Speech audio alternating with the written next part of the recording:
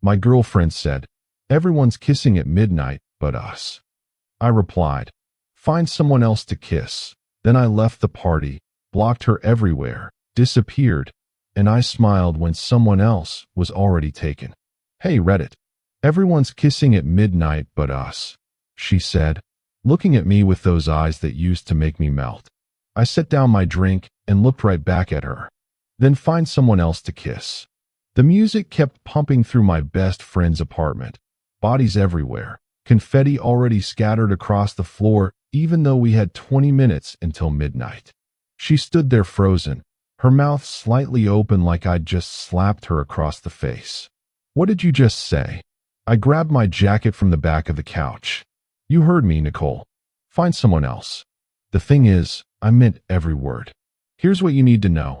I'm 24, been with Nicole for 3 years, and tonight was supposed to be our first New Year's Eve actually celebrating together instead of being stuck at family obligations. She'd been talking about this party for weeks, about how romantic midnight would be, about starting the new year right. But standing there in that crowded apartment, surrounded by drunk people and cheap champagne, I realized I was done. Done with what, you ask? Well, that's where this gets interesting. "You're being ridiculous," Nicole said, her voice rising above the music. A few people nearby turned to look. "I was just saying we should find a quieter spot for midnight. Together." I zipped up my jacket. "That's not what you meant." "Then what did I mean?" She crossed her arms, and I could see the shift in her posture. Defense mode. I'd seen it 100 times before. "You meant exactly what you've been hinting at for the past month. That I'm boring. That I don't give you enough attention. That everyone else's relationship looks more exciting than ours." Her face flushed. "I never said that.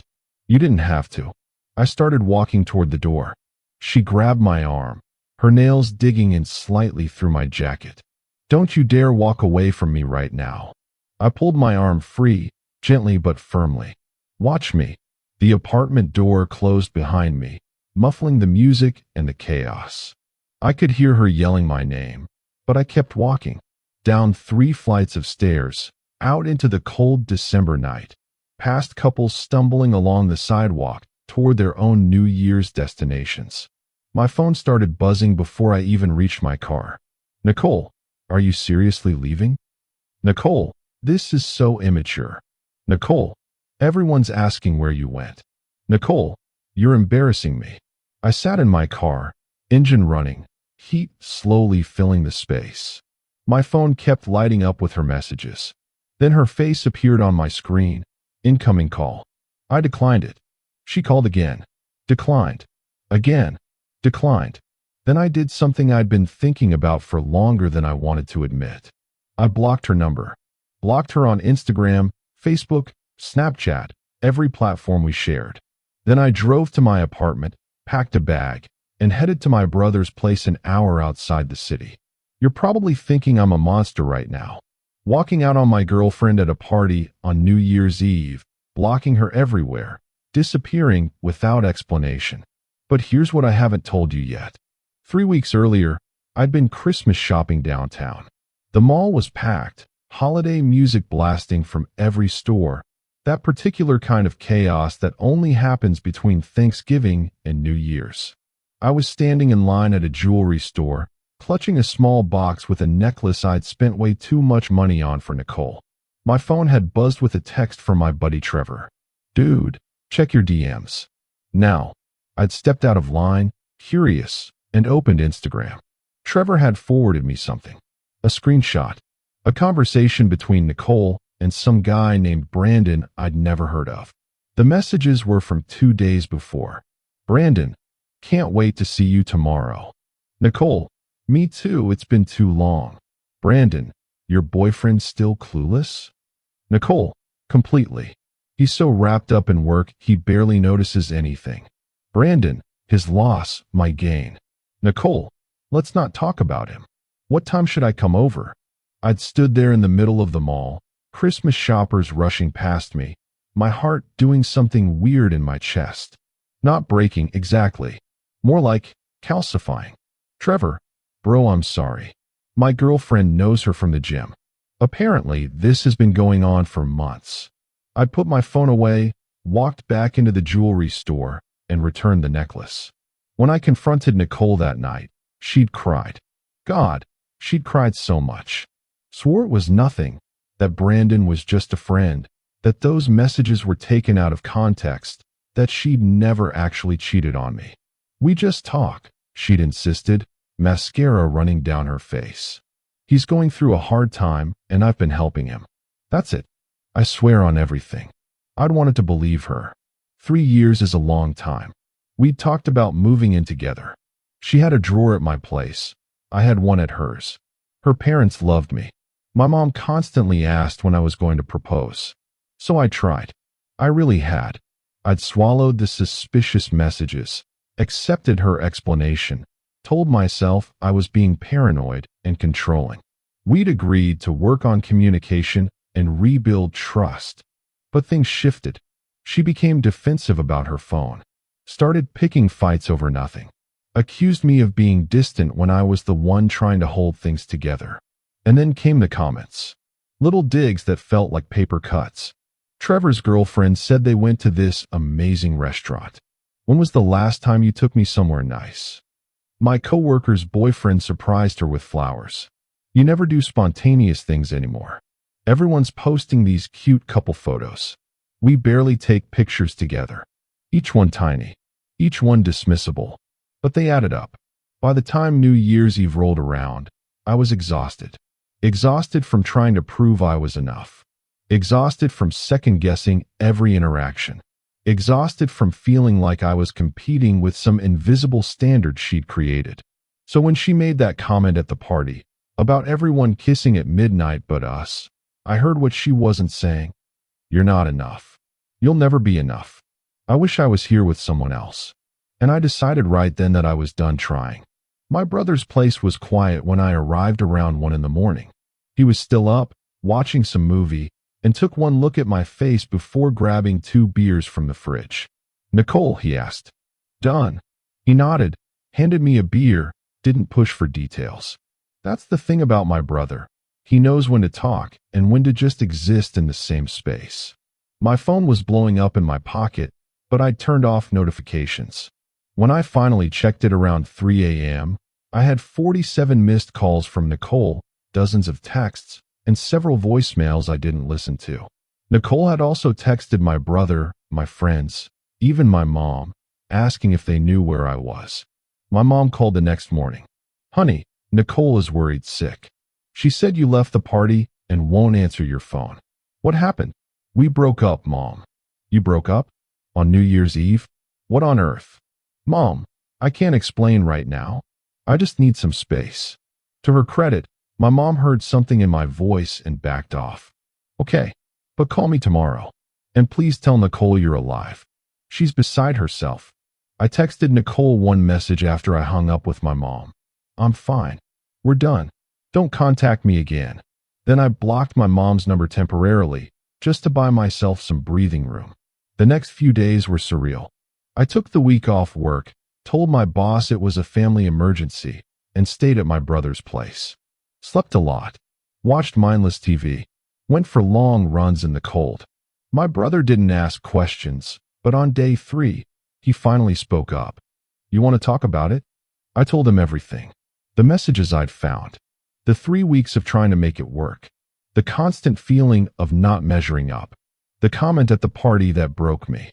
He listened without interrupting, then said something I wasn't expecting. You know what Brandon told her, right? In those messages? Your boyfriend's still clueless. That wasn't about you not knowing they were talking. That was about you not knowing she'd already checked out of the relationship.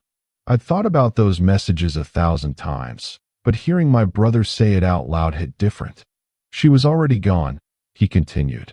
You were just the last one to get the memo. Walking away wasn't cruel. It was self-respect. I went back to work the following Monday. My coworkers knew something was up. I'd been with Nicole long enough that everyone knew her, and suddenly she wasn't around. But most people were tactful enough not to pry. Except Trevor, who pulled me aside at lunch. Dude, Nicole's been calling Melissa nonstop. Melissa finally told her to back off. Melissa was Trevor's girlfriend, the one who'd initially alerted him to the situation. What's she saying? I asked, not because I cared, but because I was curious. That you abandoned her at the party. That you're being immature. That she doesn't understand what she did wrong. Trevor paused. But here's the interesting part. Melissa saw her at the gym yesterday. With Brandon. My stomach did a weird flip. And they were real cozy. Like, holding hands cozy. I absorbed this information slowly. How long do you think? Melissa says since at least October. Maybe longer. October. 2 months before I'd found those messages. For months before New Year's Eve. She was probably waiting for you to end it. Trevor said quietly. So she could be the victim. So everyone would think you were the bad guy who dumped her for no reason. That night, I unblocked Nicole on Instagram. Just to see. Her latest post was from New Year's Day. A photo of a champagne glass with the caption, New Year, New Beginnings. Sometimes the trash takes itself out. Relieved face sparkles. The comments were a mix of her friends offering support and asking what happened. She'd responded to a few. Some people aren't ready for a real relationship. I deserve someone who shows up for me. His lost woman shrugging. I scrolled further. Found a post from January 3rd. Her and Brandon at some restaurant. His arm around her shoulders. The caption, starting the year with people who actually appreciate me, red heart. The comments on that one were more cautious. A few people asking if this was her new boyfriend.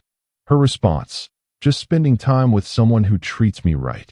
I screenshot everything and sent it to Trevor. For the record. But here's where this story takes a turn. Because while I was screenshot evidence of Nicole moving on, I got a text from a number I didn't recognize. Unknown. Hey, this is Danielle. Trevor's girlfriend Melissa gave me your number. I hope that's okay. I wanted to reach out because there's something you should know about Nicole and Brandon. Me? I already know about them. Danielle, you know they're together now. But do you know why they're together? Me, why? Danielle, because Brandon's girlfriend of 5 years left him 3 weeks ago. He's using Nicole as a rebound. And from what Melissa told me, Nicole has no idea. I stared at my phone for a long moment. Danielle, Brandon's ex, is named Victoria. She's in my yoga class. She found out Brandon was emotionally cheating with some girl from Instagram, Nicole, and dumped him right before Christmas.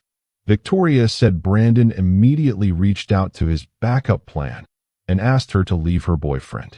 That's you, Danielle. Victoria also said Brandon told her he wasn't even that into Nicole. He just liked the attention and the ego boost of having a girl with a boyfriend interested in him. Now that Nicole's single, Victoria thinks he'll get bored within a month. I read the messages 3 times. Me, why are you telling me this? Danielle, because Melissa says you're a good guy who got screwed over.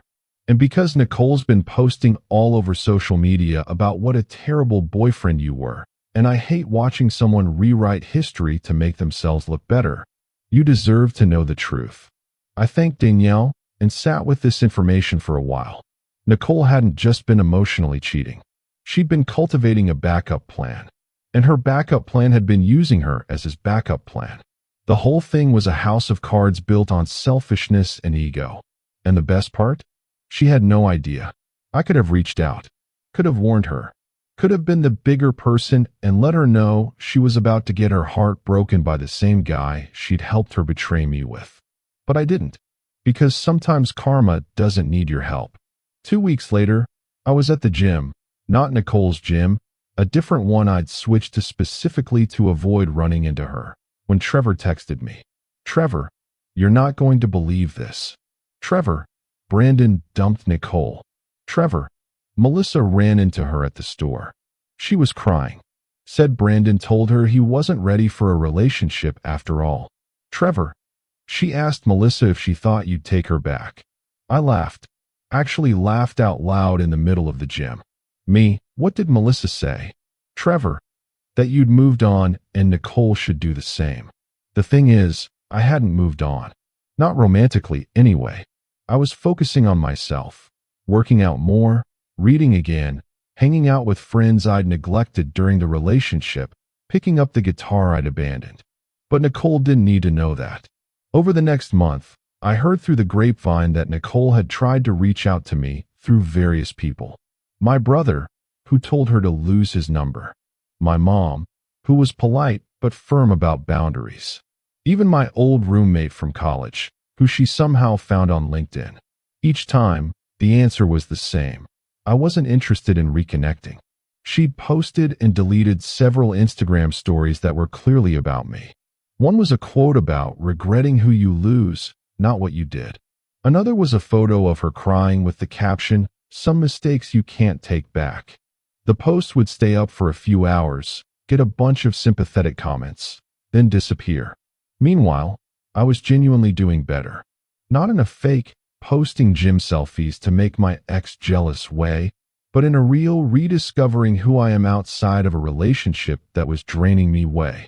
I started saying yes to things I'd always made excuses for. Went rock climbing with coworkers. Took a weekend trip to visit my college buddy in another state. Signed up for a cooking class because why not?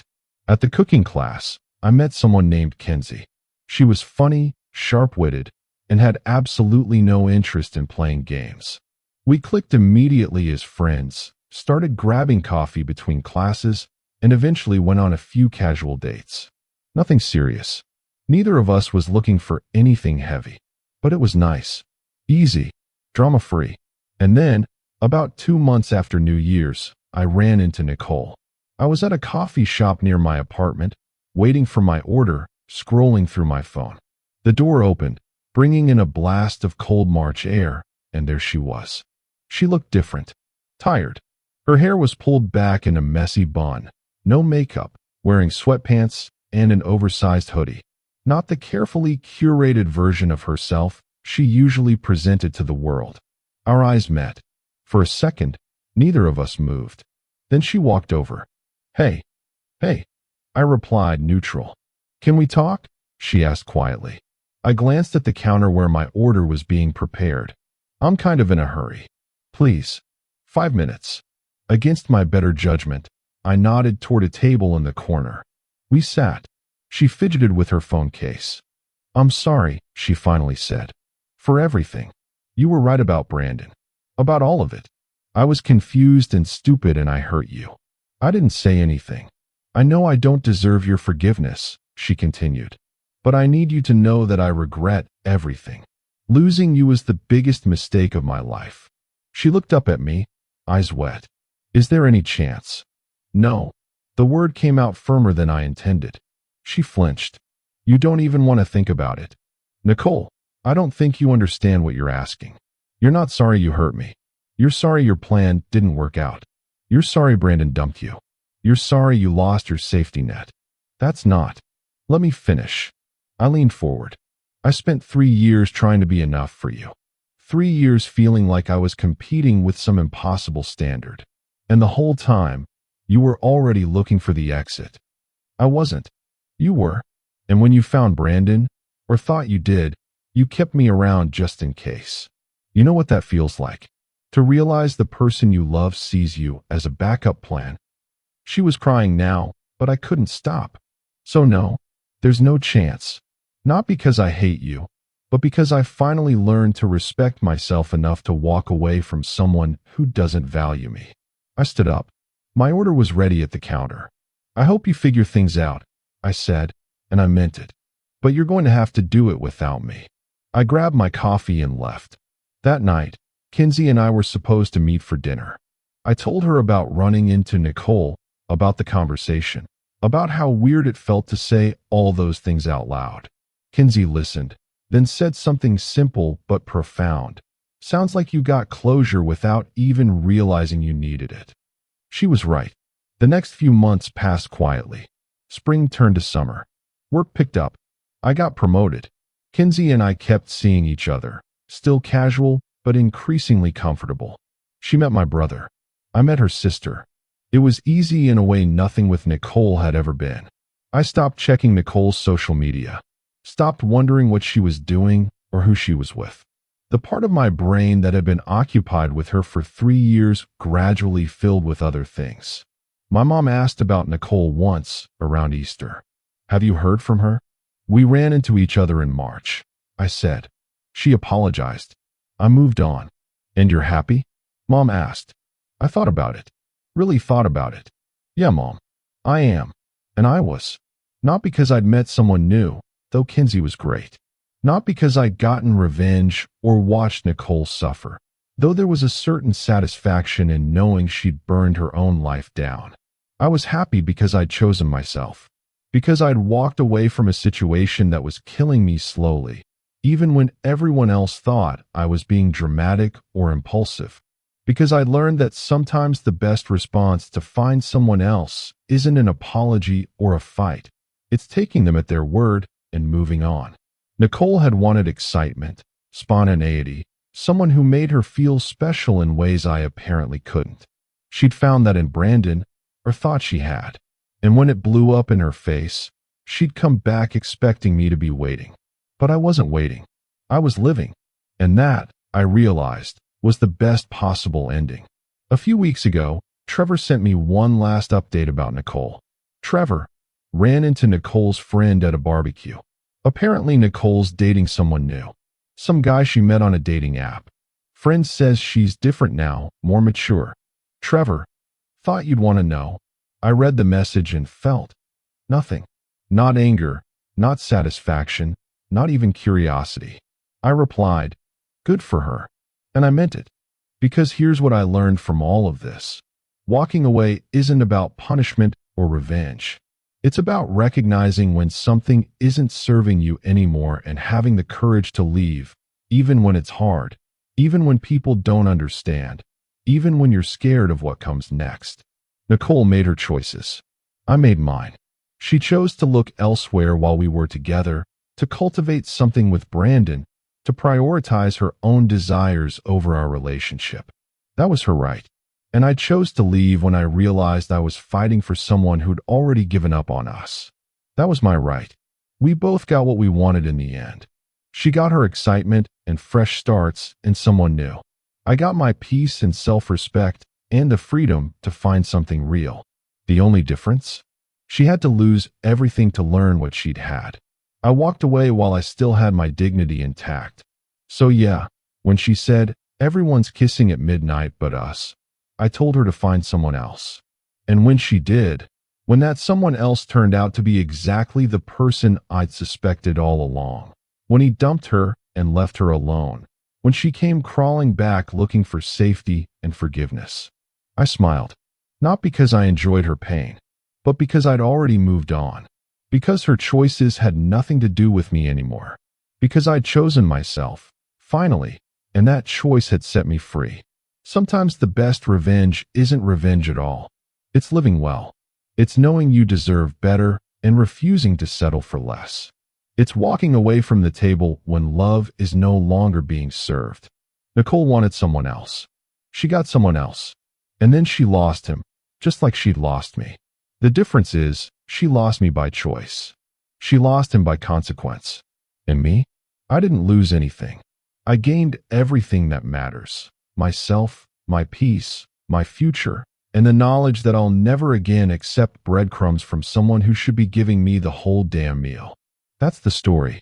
That's how a single comment at a New Year's party ended a 3-year relationship and started my actual life. And honestly, best decision I ever made.